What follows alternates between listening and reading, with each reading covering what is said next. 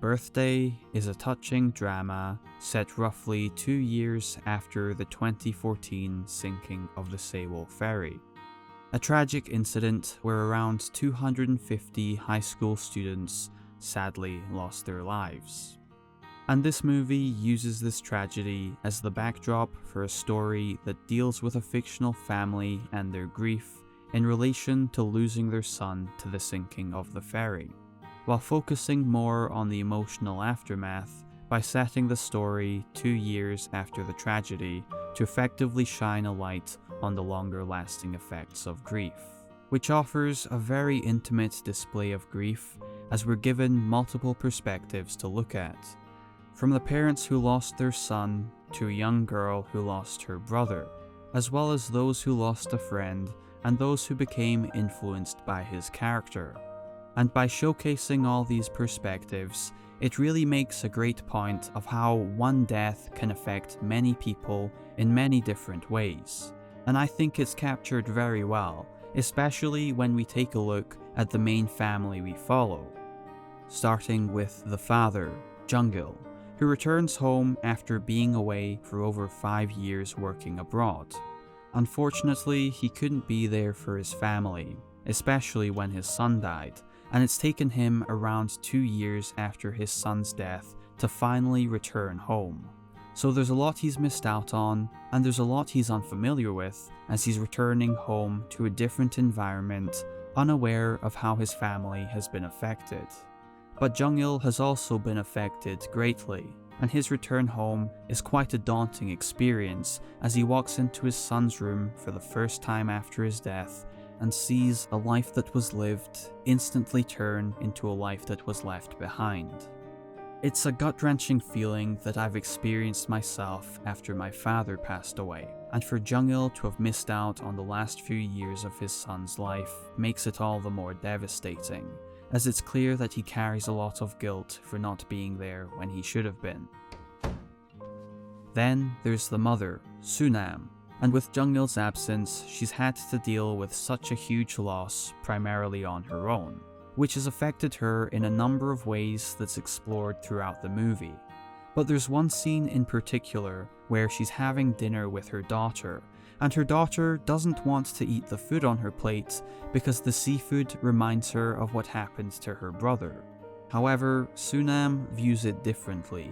Instead, she punishes her child for being picky about food when her son can't eat. It's very uncomfortable to watch, but it's such an impactful scene that opens a window into her suffering. Because Sunam has had to remain strong for so many years as she continues to raise her young daughter on her own, while remaining in such a fragile and vulnerable state, and it would be impossible to expect her to be able to keep it up. This is a mother who doesn't want to have to say goodbye to her son and let him go. She keeps his room the same way he left it, and even buys him new clothes that she thinks he'd like, but she'll never see him wear.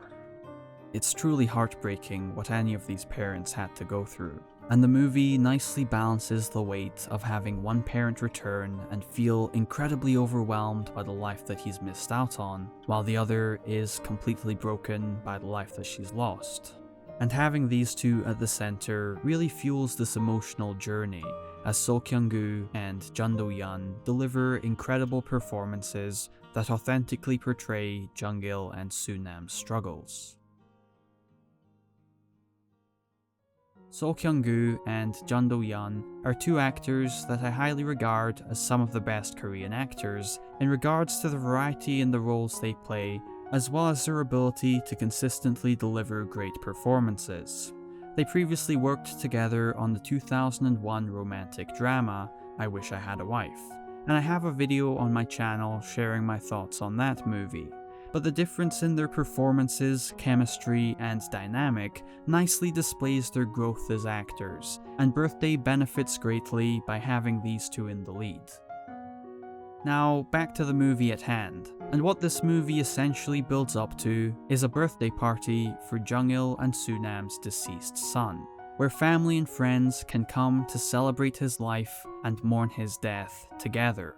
And the movie itself is filled with a lot of touching and heartfelt moments. But when this birthday celebration occurs, it very quickly becomes an overwhelming display of emotion that feels very raw in nature and presentation. It no longer felt like this was about a fictional character.